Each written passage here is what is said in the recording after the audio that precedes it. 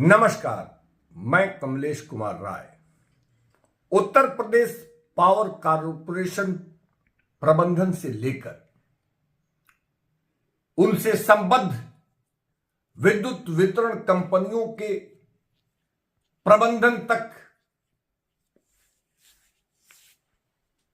के हरेसिंग एटीट्यूड और कंफ्यूज कार्यशैली के चलते जहां एक तरफ मातहत अधिकारियों और कर्मचारियों में हताशा और निराशा का भाव है, वहीं ओटीएस जैसे उपभोक्ताओं के छूट के लिए चलाई जा रही शानदार स्कीम में भी वसूली लगभग नगण्य है।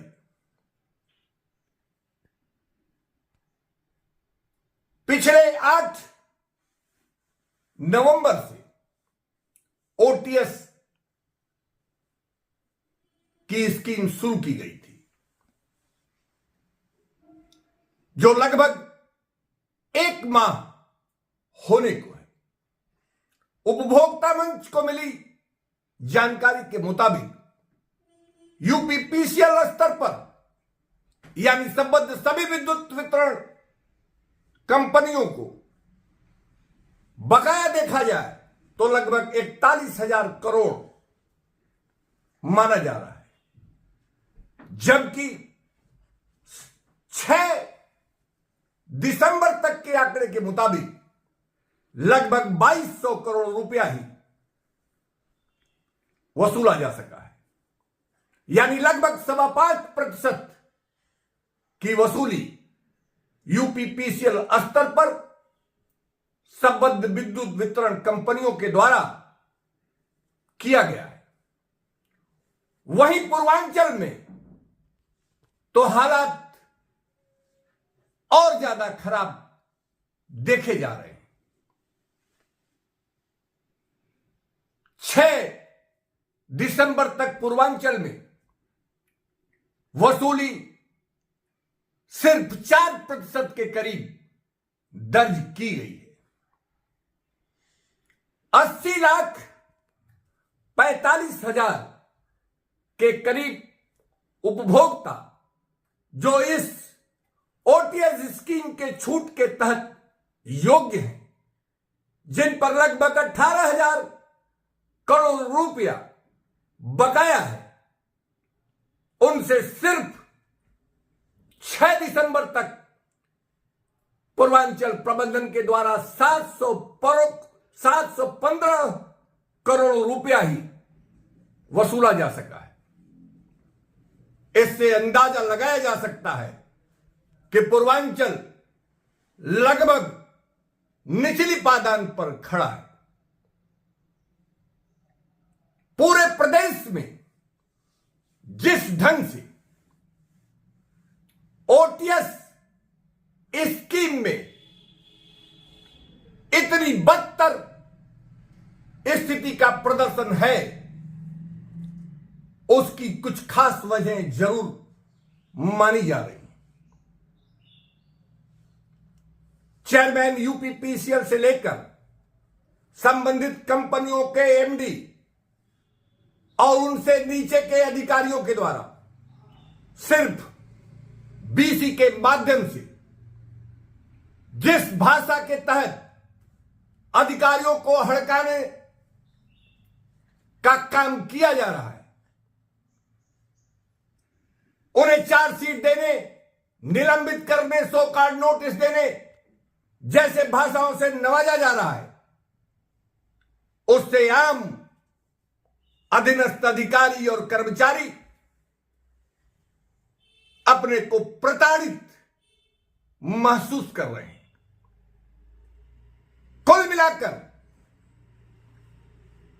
रेवेन्यू रियलाइजेशन के लिए और समय समय पर चलाए जाने वाले ऐसे महत्वपूर्ण स्कीम के लिए एक माहौल का बनाना जरूरी है, लेकिन खुद चेयरमैन यूपीपीसीएल का मानना है कि बगैर कार्रवाई के रेवेन्यू रियलाइजेशन नहीं हो सकता, लेकिन उनके सोच के विपरीत लाख मशक्कत करने के बाद भी रेवेन्यू रियलाइजेशन की स्थिति आपके सामने है।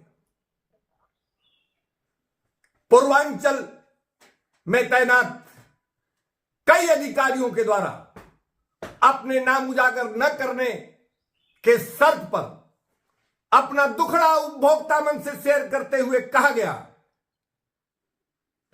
कि जन जागरण में संसाधनों का अभाव, विद्युत बिलों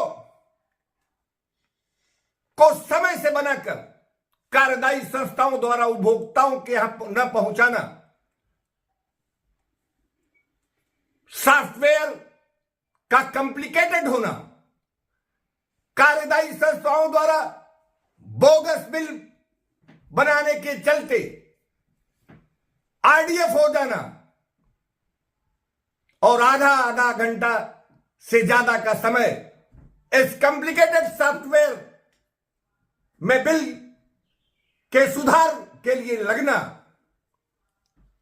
यह तमाम ऐसी स्थितियां हैं जिसको प्रबंधन सुनने को तैयार नहीं है।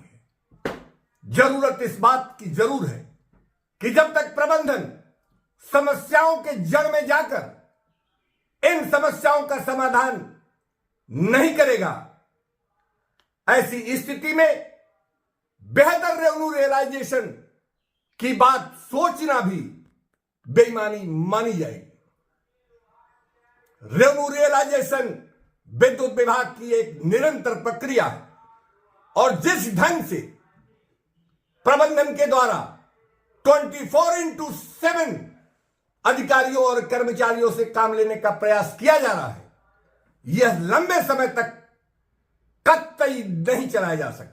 प्रदेश भर में बकाये पर विद्युत कनेक्शन काटने को लेकर भारी कंफ्यूजन की स्थिति बनाई गई।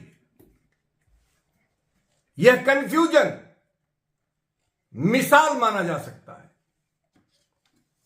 जहां एक तरफ प्रदेश सरकार में विद्युत मंत्री ए.के. शर्मा का कहना है कि उनके द्वारा किसी भी उपभोक्ता का विद्युत कनेक्शन काटने के लिए मनाही से संबंधित आदेश जारी किए जा चुके हैं। वहीं चेयरमैन ए.के. गोयल किसी भी स्थिति में कनेक्शन काटने पर सख्त कार्रवाई की बात करते हैं। तो एमडी पूर्वांचल शंभू कुमार की बात करें तो उनके द्वारा रेवेन्यू ले आने के लिए यदि आवश्यक हो तो कनेक्शन काटा जा सकता है, ऐसा बीसी से लेकर 1-to-1 अधिकारियों से मुलाकात में उनके द्वारा अपनी राय रखी जा रही है। और एमडी पूर्वांचल के इस निर्देश पर ही पूर्वांचल से संबंधित अधीनस्थ अधिकारियों के द्वारा भी इसी नक्शे कदम पर चढ़ते हुए एक दूसरे को टोपी पहनाने का काम किया जा रहा है। कनेक्शन काटना न काटना,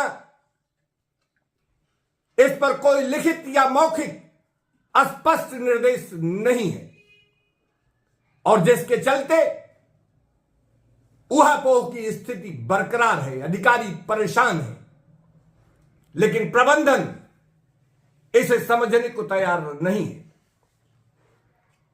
पूर्वांचल में वाराणसी और गोरखपुर जिले में तैनात एक एक जिले के चीफ है, वहीं प्रयागराज में सिर्फ शहर यानी 7 डिस्ट्रीब्यूशन खंड के चीफ बनाए गए।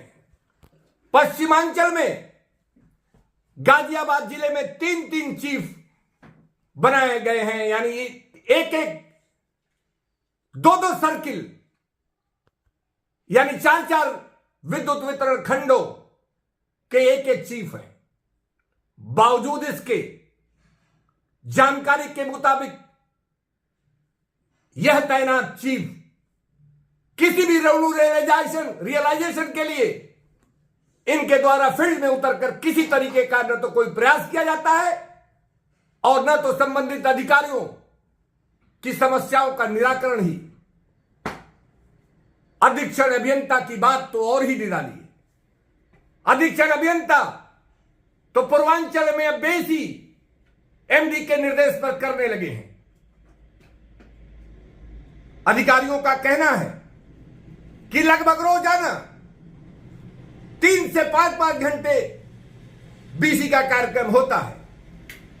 जब रेवेन्यू रियलाइजेशन के लिए कार्यक्रम करने की बात तय करने के लिए अधिकारी तैयार होता है, उपभोक्ताओं की समस्याओं के लिए वो फील्ड में जाना चाहता है, तो वो बीसी में उसे इंगेज किया जाता है। और इस बीसी के बदौलत प्रदेश भर में रेवेन्यू ले आने का जो खौफ बनाया जा रहा है वो किसी ढंग से जायज नहीं है।